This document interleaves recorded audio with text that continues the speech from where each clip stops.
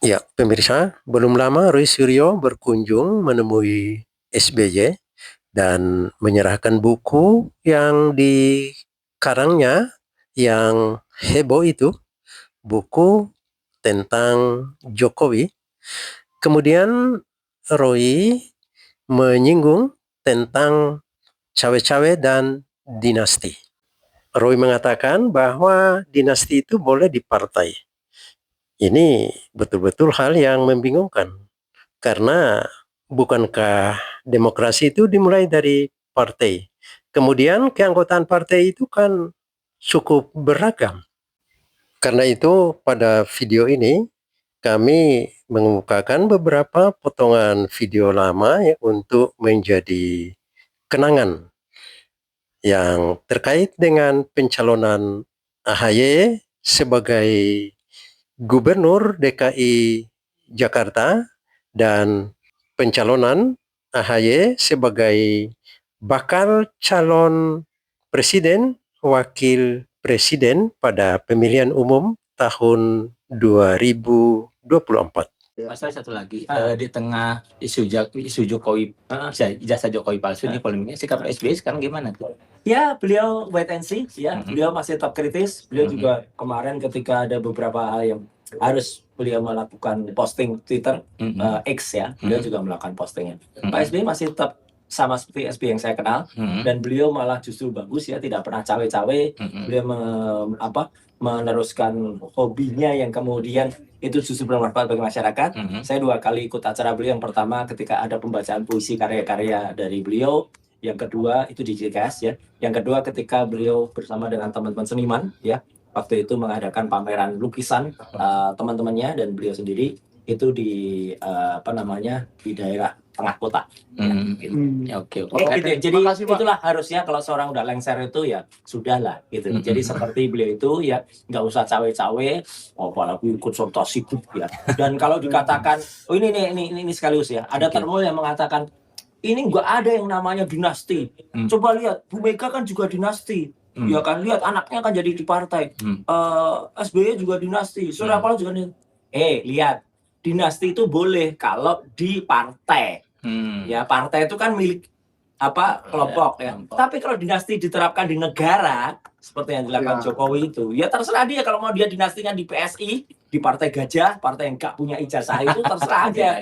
Tapi kalau dinastinya diterapkan di negara, Kesatuan Republik Indonesia, itu yang nggak boleh itu. Jelas nggak tuh para termul itu ya? Oke, gitu ya. Terima kasih, Bahwa dulu ketika tahun 2014 memang isu ijazah palsu ini belum ada. Ya. Gitu. Jadi karena waktu itu pun juga nama Jokowi itu kan sedang happening gitu ya. Sedang naik-naiknya gitu ya. Jadi ya wajar saja kalau mungkin beliau termasuk orang yang agak terperdaya, terpuruk ya gitu dengan isu itu. Tapi memang tidak semua sebenarnya dari kami. Saya pun waktu itu termasuk yang tidak sepakat gitu loh. Karena apa? Karena saya tahu pasti saya sudah kenal dengan wataknya dari Jokowi ini semenjak SMK ya gitu. Saya tahu persis semenjak SMK ditinggalkan oleh dia dan hanya menjadi tumpangannya Jokowi untuk naik menjadi gubernur DKI Jakarta. Kita tahu pasti siapa itu SMK. Tahu nggak bedanya watak sama watuk? Apa ya? Watuk itu bahasa Jawa, itu bisa sembuh dengan obat. Tapi kalau yang namanya watak itu nggak bisa sembuh. Oke.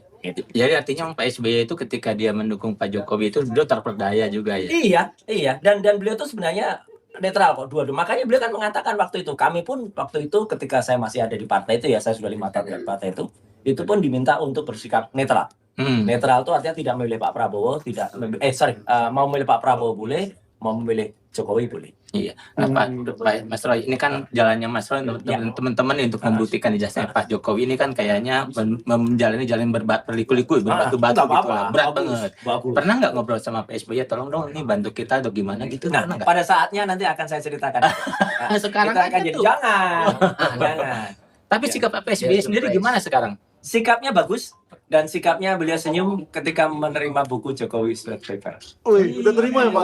Udah. Apa komentarnya apa? Udah, komentarnya nanti deh, itu akan jadi cerita yang tersendiri. Pak, saya satu lagi, di tengah isu Jokowi, ijazah Jokowi palsu ini polemiknya, sikap SBY sekarang gimana tuh? Ya, beliau wait and see, ya. Beliau masih tetap kritis. Beliau juga kemarin ketika ada beberapa hal yang harus beliau melakukan posting Twitter X ya, beliau juga melakukan postingnya. Pak SBY masih tetap sama seperti SBY yang saya kenal, dan beliau malah justru bagus ya, tidak pernah cawe-cawe. Beliau meneruskan hobinya yang kemudian itu justru bermanfaat bagi masyarakat. Saya 2 kali ikut acara beliau. Yang pertama ketika ada pembacaan puisi karya-karya dari beliau, yang kedua itu di JKS ya, yang kedua ketika beliau bersama dengan teman-teman seniman ya, waktu itu mengadakan pameran lukisan teman-temannya dan beliau sendiri itu di di daerah tengah kota. Gitu. Oke. Gitu ya. Jadi itulah harusnya kalau seorang udah lengser itu ya sudahlah gitu. Jadi seperti beliau itu ya nggak usah cawe-cawe, apalagi konsultasi ya. Dan kalau dikatakan, oh ini sekaligus ya, ada termul yang mengatakan ini nggak ada yang namanya dinasti. Coba lihat, Bu Mega kan juga dinasti. Ya kan, lihat anaknya kan jadi di partai. SBY juga dinasti. Surya Paloh juga dinasti. Lihat, dinasti itu boleh kalau di partai. Ya, partai itu kan milik kelompok ya. Tapi kalau dinasti diterapkan di negara seperti yang dilakukan Jokowi itu, ya terserah dia. Kalau mau dia dinastikan di PSI, di Partai Gajah, partai yang nggak punya ijazah itu terserah aja. Tapi kalau dinastinya diterapkan di negara, kesatuan Republik Indonesia, itu yang nggak boleh. Itu jelas nggak tuh para termul itu ya? Pak SBY itu ketika dia mendukung Pak Jokowi itu beliau terperdaya juga ya? Iya. Dan beliau tuh sebenarnya netral kok, dua-dua. Makanya beliau kan mengatakan waktu itu, kami pun waktu itu ketika saya masih ada di partai itu ya, saya sudah 5 tahun di partai itu pun diminta untuk bersikap netral. Netral itu artinya tidak memilih Pak Prabowo, mau memilih Pak Prabowo boleh, mau memilih Jokowi boleh. Iya. Nah Pak Mas Roy, ini kan jalannya Mas Roy teman-teman untuk membuktikan ijazah Pak Jokowi ini kan kayaknya menjalani jalan berliku-liku, berbatu-batu gitu lah, berat banget. Pernah nggak ngobrol sama Pak SBY, tolong dong ini bantu kita atau gimana gitu? Nah, pada saatnya nanti akan saya ceritakan. Sekarang kita akan jadi jangan. Tapi sikap Pak SBY sendiri gimana sekarang? Sikapnya bagus dan sikapnya beliau senyum ketika menerima buku Jokowi Surat Bebas. Udah terima ya Pak? Apa komentarnya apa? Udah, komentarnya nanti deh, itu akan jadi cerita yang tersendiri. Satu lagi di tengah isu Jokowi, ijazah Jokowi palsu ini polemiknya, sikap SBY sekarang gimana tuh? Ya, beliau wait and see ya. Beliau masih tetap kritis. Beliau juga kemarin ketika ada beberapa hal yang harus beliau melakukan posting Twitter X ya, beliau juga melakukan postingnya. Pak SBY masih tetap sama seperti SBY yang saya kenal, dan beliau malah justru bagus ya, tidak pernah cawe-cawe. Beliau meneruskan hobinya yang kemudian itu justru bermanfaat bagi masyarakat. Saya 2 kali ikut acara beliau. Yang pertama ketika ada pembacaan puisi karya-karya dari beliau, yang kedua itu di JKS ya, yang kedua ketika beliau bersama dengan teman-teman seniman ya, waktu itu mengadakan pameran lukisan teman-temannya dan beliau sendiri itu di di daerah tengah kota. Gitu. Jadi itulah harusnya kalau seorang udah lengser itu ya sudahlah gitu. Jadi seperti beliau itu ya nggak usah cawe-cawe, apalagi konsultasi ya. Dan kalau dikatakan, oh ini sekaligus ya, ada termul yang mengatakan ini nggak ada yang namanya dinasti. Coba lihat, Bu Mega kan juga dinasti. Ya kan, lihat anaknya kan jadi di partai. SBY juga dinasti. Surya Paloh juga dinasti. Lihat, dinasti itu boleh kalau di partai. Ya, partai itu kan milik kelompok ya. Tapi kalau dinasti diterapkan di negara seperti yang dilakukan Jokowi itu, ya terserah dia. Kalau mau dia dinastikan di PSI, di Partai Gajah, partai yang nggak punya ijazah itu terserah aja. Tapi kalau dinastinya diterapkan di negara, kesatuan Republik Indonesia, itu yang nggak boleh. Halo Bapak SBY. Bapak SBY nonton TV nggak? Katanya ada juga anak 2 bapak, kata BPK lo atau kata siapa itu nggak jelas. Katanya ada beberapa perabot-perabot yang belum dikembalikan ke negara. Saya sudah ngapun kali, gue nggak tahu sih, diduga. Tapi ini kan menyangkut nama baik Bapak SBY. Tolong diusut, bener nggak? Ya, masa kita tiap hari lihat kalian politisi di televisi bukan main idealnya. Tapi kok yang gini-gini kok bisa rayu katanya? Ya. Bocor ya kan? Kenapa sepede itu Ibu mau berdebat sama mereka? Kok nggak dijambak-jambak gitu waktu ketemu iya. rambutnya? Sebenarnya bukan. Sebenarnya saya kemarin itu kepengen mau katakan ke Aiman gini. Aiman, ya ketika saya melihat Roy terlalu ngotot itu, Aiman bagaimana kalau panggung ini dirubah jadi ring tinju? Ring tinju. Kepengen saya bilang Arman seperti itu. Iya. Tapi belum bilang waktu itu ya? Belum bilang. Belum bilang, Kan iya, gak iya. enak saya waktu itu memang Iya. kepengen bilang tapi nanti kan suatu karena saya perdana. Nanti ibu ini kok gimana, tetapi saya bilang ya kalau menghadapi Roy dengan Tifa itu jangan kita memakai argumen-argumen atau Iya. jangan kita memakai narasi-narasi yang aktual, jangan. Oh. Kita harus pura-pura gila bila perlu kita gila benar kalau ketemu orang itu. Ini kami semua yang di kiri kanan ini merasakan sejak Agus Harimurti Yudhoyono mencalonkan diri sebagai Gubernur Jakarta, angin menerpa saya dan keluarga dengan sangat kencangnya. Saya bermohon dan meminta pertolongan Allah Subhanahu wa Ta'ala. Semoga Agus Harimurti Yudhoyono yang menggunakan hak konstitusionalnya untuk ikut berkompetisi dalam pemilihan Gubernur Jakarta tidak dianggap sebagai ancaman terhadap keamanan nasional. Saya juga mohon doa restu rakyat agar saya kuat menghadapi badai politik ini. Terima kasih rekan-rekan, saya tidak membuka Q&A supaya tidak bias dan saya kira cukup jelas apa yang saya sampaikan pada kesempatan hari ini. Terima kasih, semoga rekan-rekan wartawan selalu dibimbing oleh Tuhan Yang Maha Kuasa, sukses dalam menjalankan tugas yang tidak ringan. Wartawan mengemban tugas suci, tugas mulia untuk demokrasi kita, untuk masa depan negara kita. Tokoh besar yang berada di balik pasangan calon gubernur DKI kembali turun gunung. Hari ini sejumlah tokoh besar yang berada di balik pasangan calon gubernur DKI kembali turun gunung menyemarakan kampanye. Ada SBY di kampanye pasangan nomor urut 1 Agus Yudhoyono dan Silviana Murni di Ciracas, Jakarta Timur. Saya ini sebetulnya sudah veteran. Saya dulu berdiri di panggung kampanye pada pemilihan presiden tahun 2004 dan pemilihan presiden tahun 2009. Mestinya saya sudah pensiun. Tetapi mengapa kali ini saya turun gelanggang? Karena saya melihat situasi yang memprihatinkan. Situasi Jakarta dan situasi tanah air kita. Oleh karena itu saya tidak berpanjang lebar. Kita ingin Jakarta di masa depan makin baik, makin maju, tidak terus goncang seperti sekarang ini.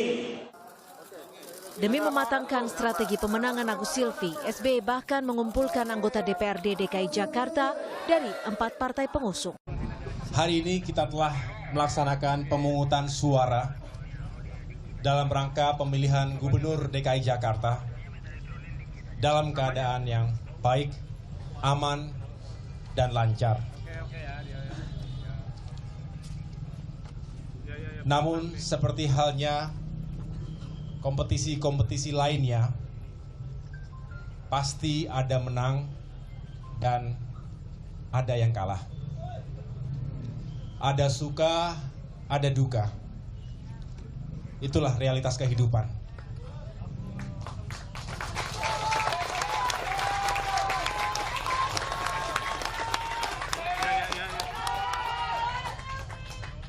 Selama masa kampanye, saya seringkali menolak untuk membicarakan kekalahan.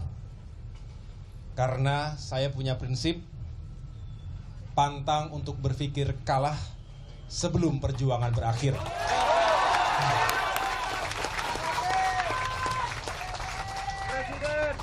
Alasan lainnya adalah karena saya tidak ingin sedikit pun menurunkan semangat dan moral dari tim pemenangan Agus Silvi para relawan, simpatisan, serta seluruh warga Jakarta yang bersama-sama perjuangan kami.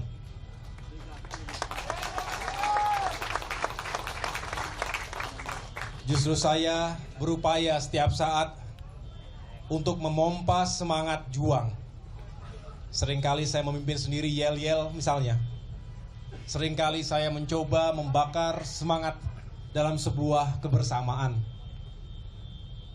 Semerta-merta itu ditujukan untuk memberikan kekuatan dalam perjuangan kita semuanya. Saudara, Agus Harimurti Yudhoyono terpilih sebagai Ketua Umum Partai Demokrat periode 2020 hingga 2025 menggantikan SBY. Hadirin dimohon berdiri. Ketua Majelis Tinggi dan Ketua Umum Dewan Pimpinan Pusat Partai Demokrat masa bakti 2020. Ini adalah momen di mana Agus Harimurti Yudhoyono bersama SBY setelah terpilih secara aklamasi pada Kongres kelima Partai Demokrat yang digelar di Jakarta. Mayoritas milik suara Kongres Partai Demokrat sepakat untuk memilih AHY. Dalam pidatonya, AHY sempat menyampaikan keprihatinannya terkait wabah virus corona, dan sebelum terpilih menjadi Ketua Umum, putra sulung SBY ini sempat menduduki posisi Komandan Satuan Tugas Bersama atau Kogasma untuk menghadapi Pilpres 2019 lalu. Tinggi dan Ketua Umum sejarah untuk keluarga besar Partai Demokrat, dan juga mudah-mudahan membawa sejarah baru bagi masyarakat Indonesia ke depan.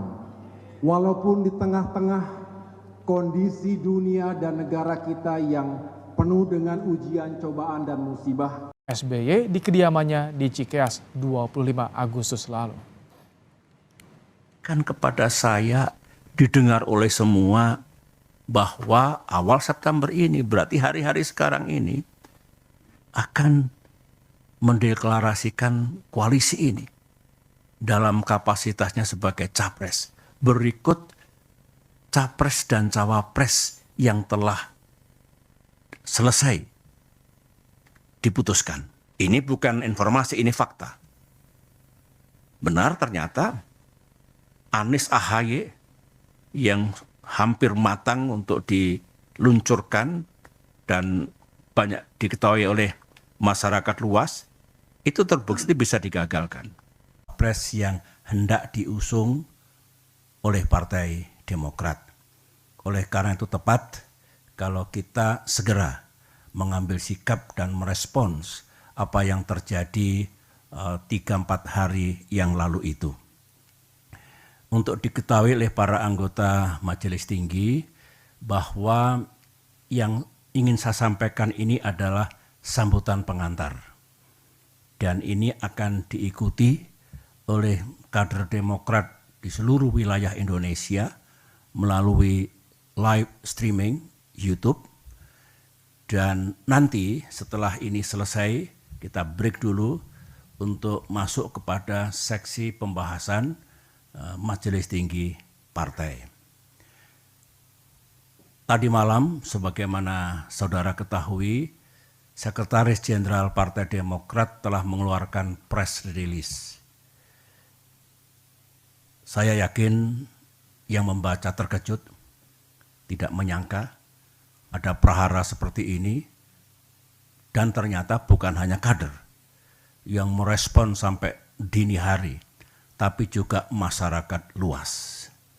Nah, saya mengetahui kader di lapangan sangat emosional tadi malam itu. Mungkin di antara kita juga tidak bisa menahan perasaan kita, oleh karena itulah mengawali sidang Majelis Tinggi yang kita laksanakan hari ini akan disampaikan kembali press release untuk kita dengarkan dan kita simak baik-baik dengan suasana dan hati yang insya Allah makin tenang hari ini. Setelah itu akan saya lanjutkan dengan apa yang hendak kita diskusikan dalam sidang Majelis Tinggi hari ini. saya mempersilahkan salah satu anggota tim 8 Koalisi Perubahan dan Persatuan, Bung Iftitah Sulaiman, yang akan menyampaikan kehadapan anggota MTP dan juga kader Demokrat di seluruh wilayah Indonesia. Silakan Bung Iftitah. Terima kasih Bapak. Bismillahirrahmanirrahim. Atas izin Ketua Majelis Tinggi Partai, kami akan membacakan pernyataan pers Sekjen Partai Demokrat di Jakarta tanggal 31 Agustus 2023 sebagai berikut. Dalam kapasitas saya, baik sebagai Sekretaris Jenderal Partai Demokrat maupun sebagai anggota tim 8 Koalisi Perubahan, saya ingin menyampaikan perkembangan situasi terkini. Penjelasan ini saya tujukan utamanya kepada para pemimpin dan kader Demokrat di seluruh tanah air dan tentunya juga kepada masyarakat luas. Pertama, kemarin 30 Agustus 2023 atau 2 hari lalu, kami mendapatkan informasi dari Sudirman Said mewakili Capres Anies Baswedan bahwa Anies telah menyetujui kerjasama politik Partai Nasdem dan PKB untuk mengusung pasangan Anies Baswedan dan Muhaimin Iskandar. Persetujuan ini dilakukan secara sepihak atas inisiatif Ketum Nasdem Surya Paloh. 2. Hari ini kami melakukan konfirmasi berita tersebut kepada Anies Baswedan. Ia mengkonfirmasi bahwa berita tersebut adalah benar.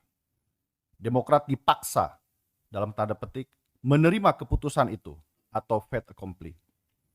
Ketiga, menyikapi hal itu, Partai Demokrat akan melakukan rapat Majelis Tinggi Partai untuk mengambil keputusan selanjutnya. Sesuai dengan ADART Partai Demokrat tahun 2020, kewenangan penentuan koalisi dan capres-cawapres ditentukan oleh Majelis Tinggi Partai. Keempat, sebagai bahan pertanggungjawaban anggota tim 8 yang mewakili Partai Demokrat kepada rapat Majelis Tinggi Partai, berikut ini kami sampaikan penjelasan lengkap apa yang telah terjadi dalam koalisi perubahan secara kronologis.